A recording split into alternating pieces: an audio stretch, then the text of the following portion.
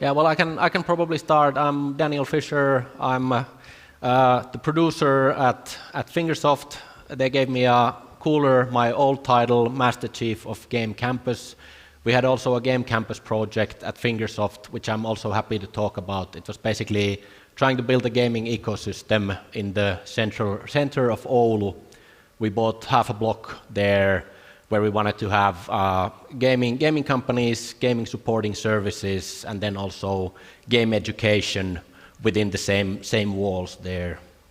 But now, currently I'm a producer. I have a company introduction here, and then also some pointers of outsourced production. Our latest product, Boom Cards, is a fully outsourced production. We basically own the game, but we use another company to outsource the production. So hopefully that might be helpful for some people here in the audience. How many of you are actually developers of your own studio or students studying to aspire developers? All right. And I hope there's also a lot of questions at the end, because this is like a talk with, so I hope we have a discussion about it. But yeah, so Fingersoft was founded 2012, and if you can do some math, we just turned 10 years, or this is our like celebratory 10-year anniversary now. We're based in Oulu, Finland. We're kind of like the anomaly also in Finland, because all the big boys except us are in Helsinki. So there's the Supercells and Rovios, and everybody knows Helsinki, but we're from Oulu. In hindsight, should have maybe included a map so you can actually see where Oulu is, but right at the curve of the Baltic Sea, if you even know where Finland is. Yeah. We're just hit actually 100 employees, and we have currently, I believe, 16 nationalities working for us, so not only Finns anymore. The growth has been pretty rapid in my experience. I've been at Fingersoft now for 5 years, and when I joined, I was employee number 33, so like triple the size in those 5 years. So a lot of growth and a lot of new people and infrastructure teams and everything. And yeah, we actually have one guy joining from Serbia, just like now in these weeks or maybe start of next month. So all nationalities welcome in the Fingersoft family.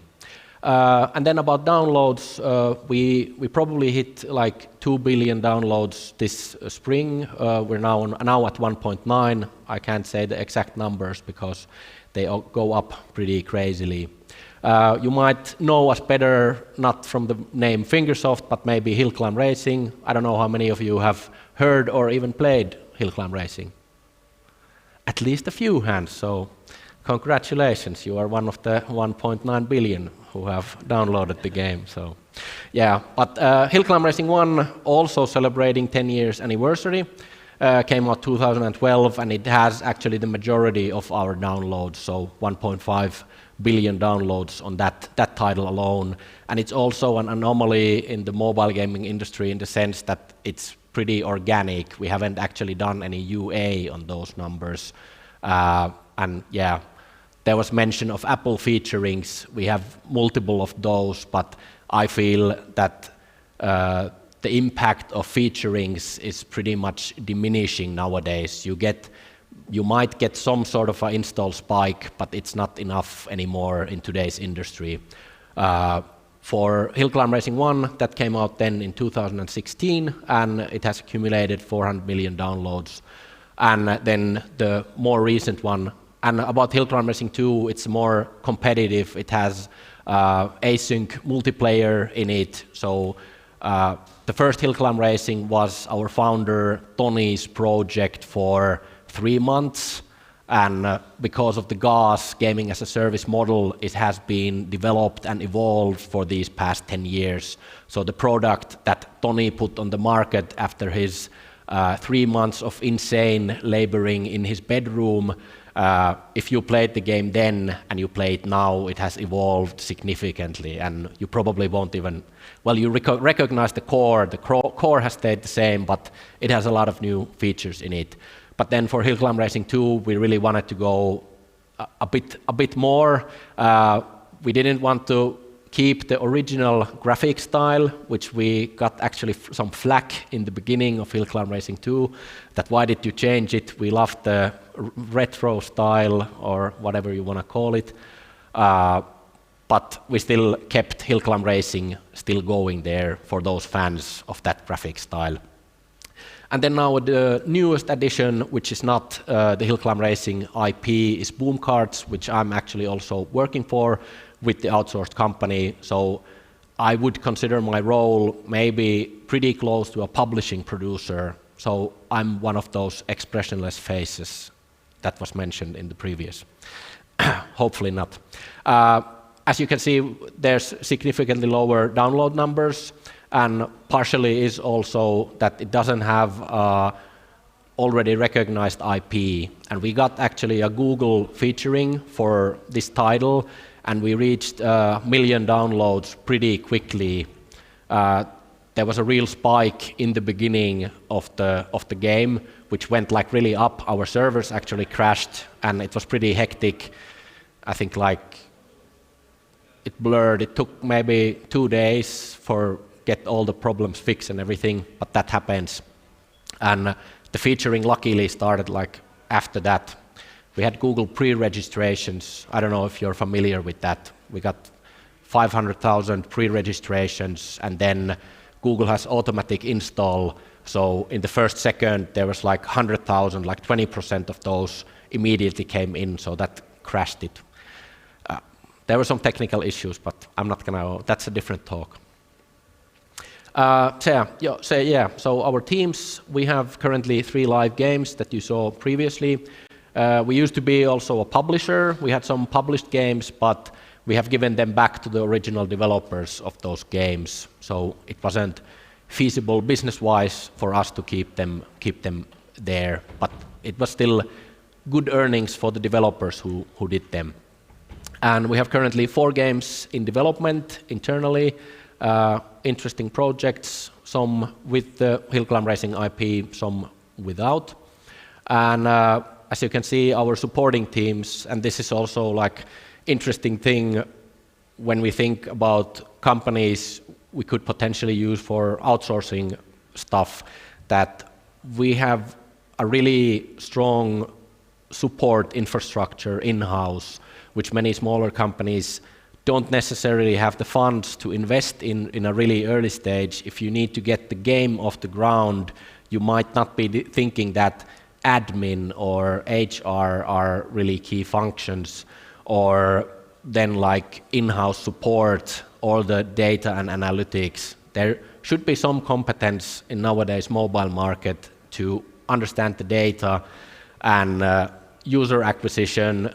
Those guys, data guys and UA guys, are really hard to get, and especially the really good one, the hard hitters, so to say.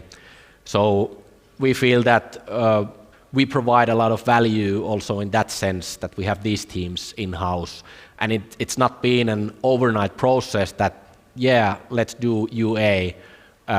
Because of our strong organic background, it actually took us already quite some time to actually think about, we should probably also do it because all the others are doing it also in the industry. But for the past few years, we have been also growing those operations, and now we're kind of getting there. There's still hiring ongoing, and it might be interesting opportunities that we also provide at Fingersoft. So if you haven't heard of us before, check out our website. There's open positions. Everybody welcome. Then I had some pointers which I've noticed. This scale of outsourced production was also a first for us. So I wanted to say a few things. If you're thinking about doing the outsourced production, always, like, if you're the company who is getting into the production, demand for enough time so that you fully understand the project. Because if you just go in like with the attitude that normally developers go, like we have demo days where people can do their own projects, it's always nice to see in a way that the coders are like itching to code something and the artists are like drawing something, and everything needs to happen really fast. They want to get like doing something. But this I would say is the time that if there is like a MVP, minimum viable product of the game that has been already developed, that they get to know that game, the surroundings of the game, the thematics and everything, like that's really key in order for an outsourced team to be able to take like some ownership of doing it. And the second part is having a strong vision holder within the outsourced team. How we structured it is that I give like full autonomy to the outsourced team. I act sometimes as like the last resort handbrake maybe if I see something going wrong, like or which might not align with our business thinking in the sense, but I don't have to do it often, and I give them freedom to develop the game as they see it best. And that's pretty much the mentality from our management side also to the game teams, that they have autonomy in doing the decisions, that our CEO or COO doesn't have the view that the game team has in order to execute what's best for the game.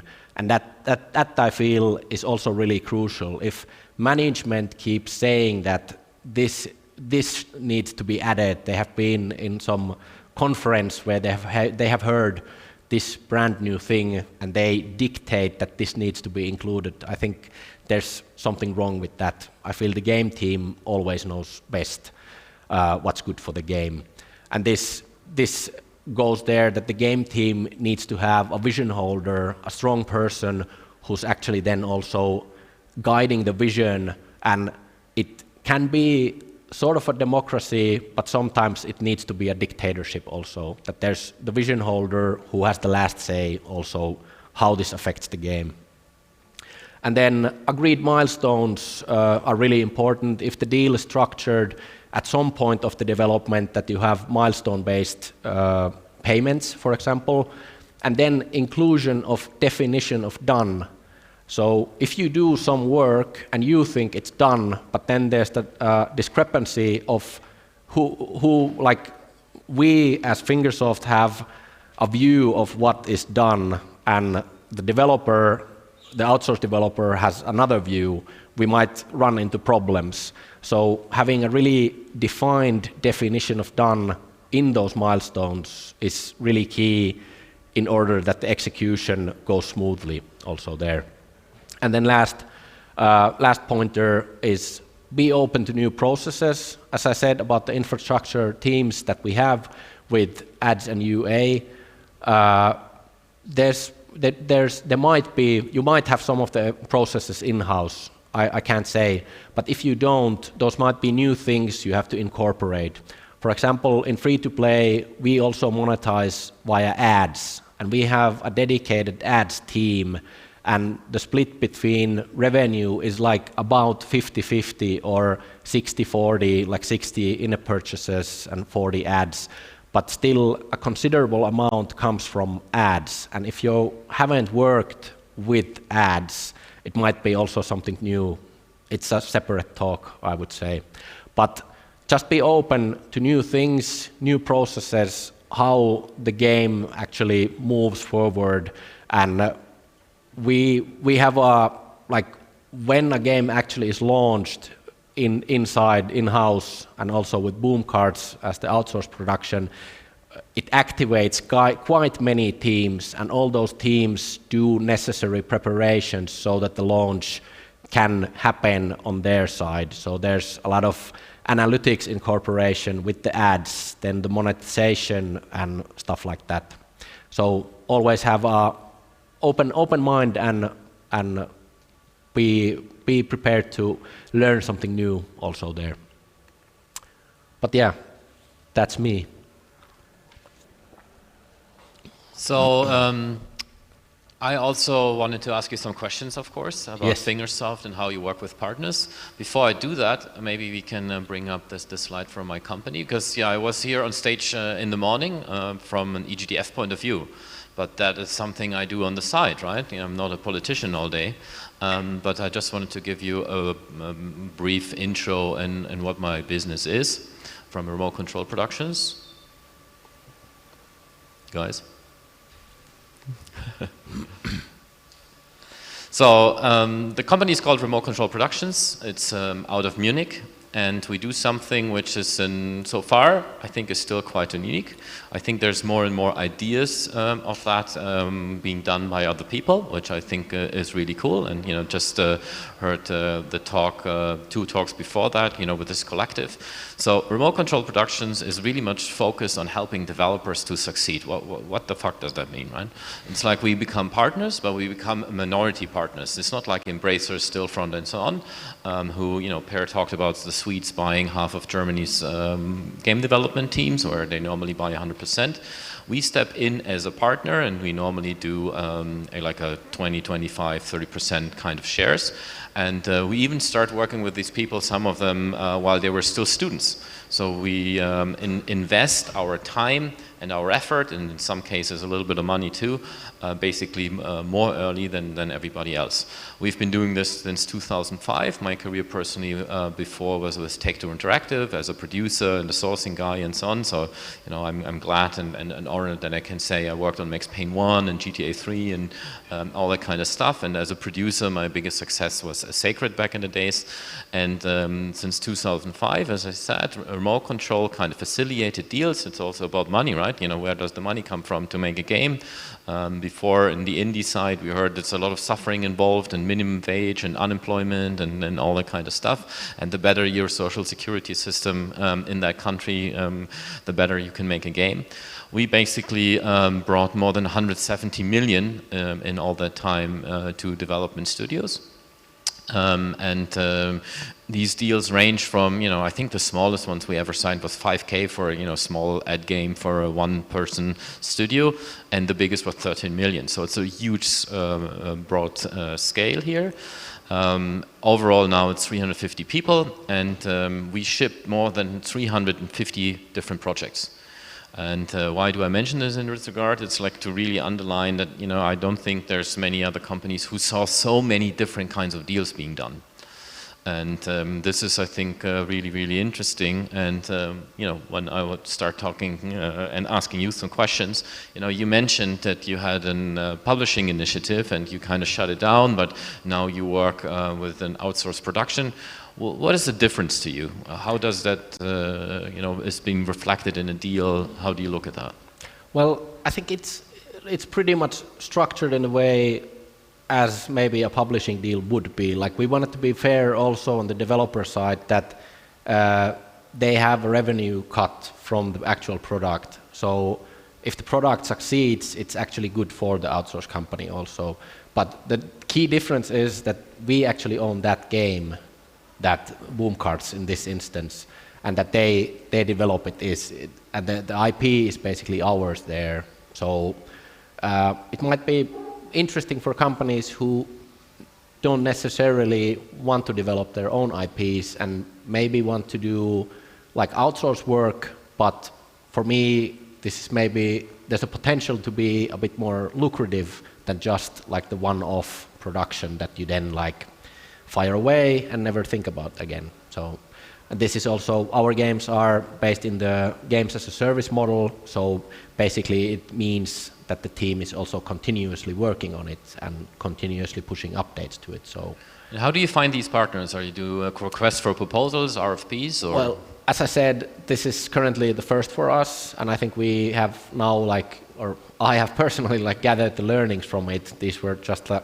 subset which I feel are valuable also for the company who's doing the production, but we are basically thinking about the process of how do we formulate it in a way that we find the best partners that suit our needs, because recruitment was mentioned also in all the slides in Finland, and we are also having difficulties in recruiting for the positions that we want people, especially the senior positions, and that's why we have to start thinking about other stuff, how we bring it forward in that sense. So. Mm-hmm.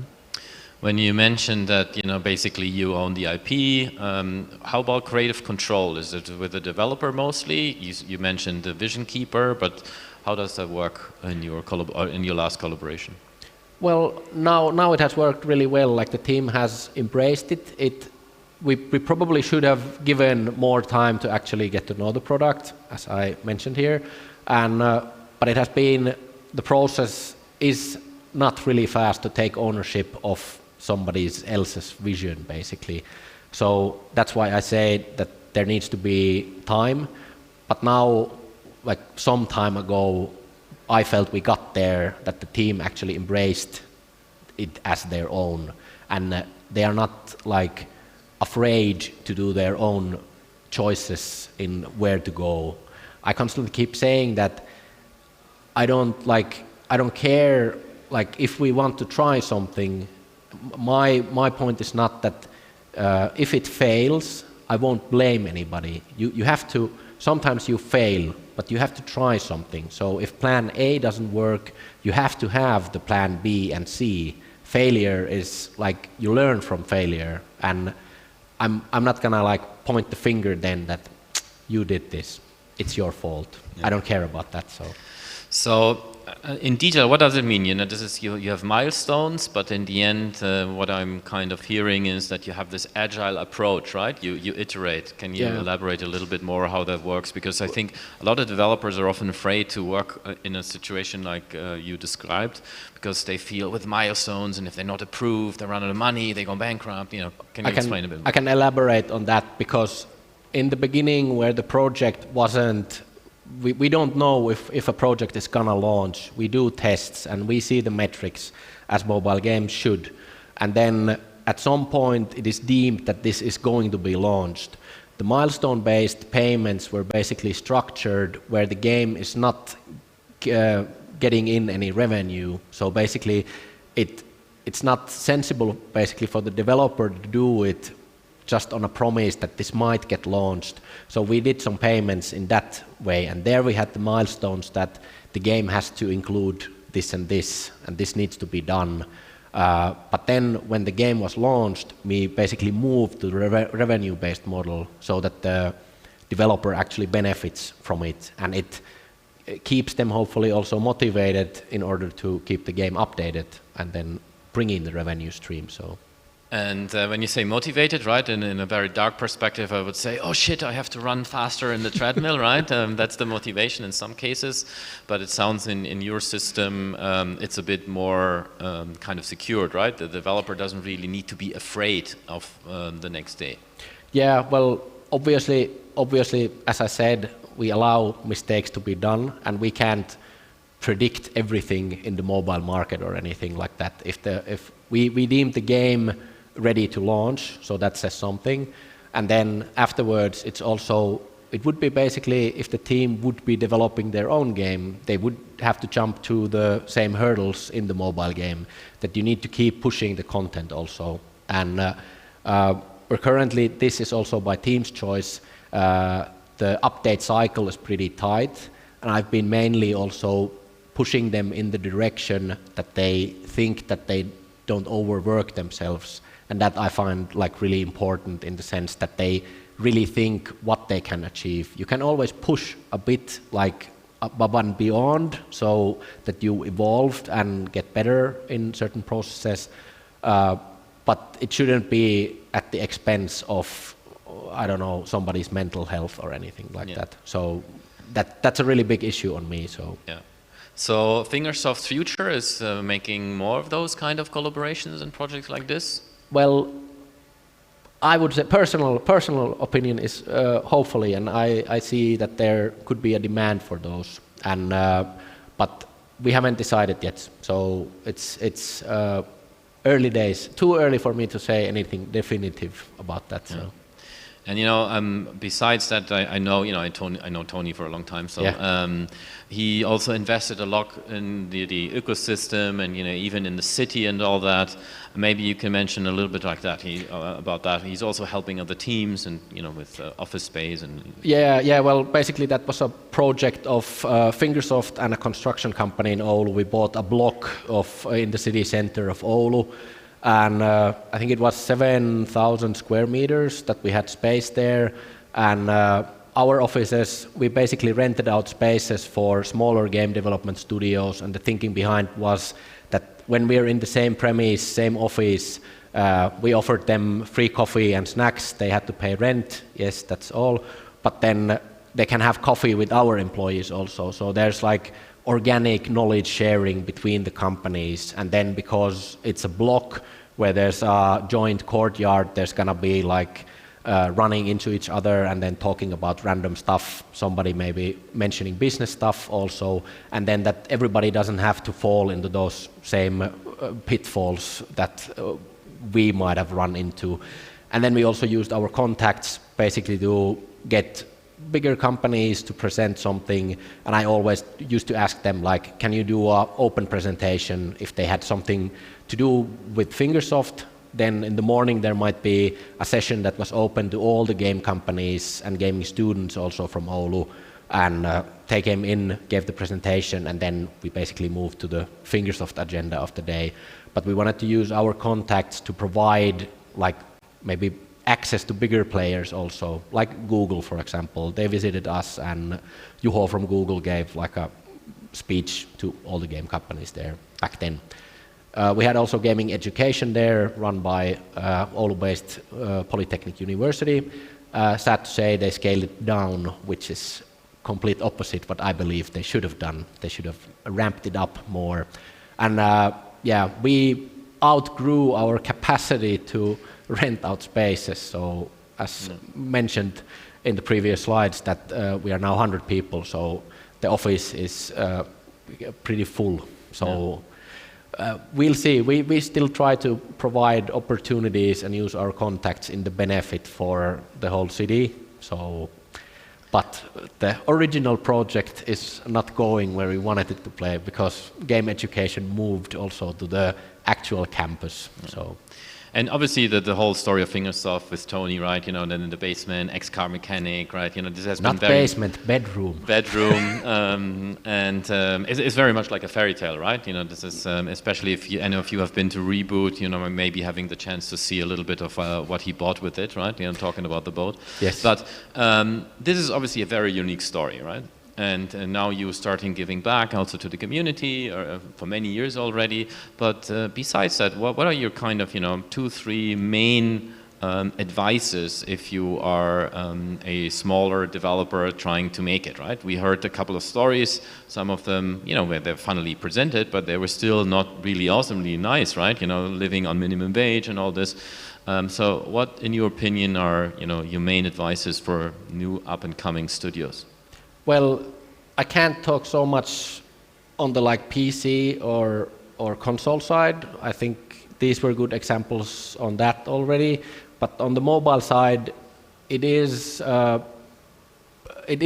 pretty difficult. I'm not gonna lie to you that like if you don't want to go the publisher route, the issue is you can make the best game there is on mobile, but nobody will find it. The amount of games and apps going into the app stores and Google Play, it's insane nowadays. So you have to be really innovative also in the ways that people actually find your game. And the game needs to be obviously really good, because the competition is also, and there are games that are like pumped basically on top of the list with insane amounts of user acquisition money.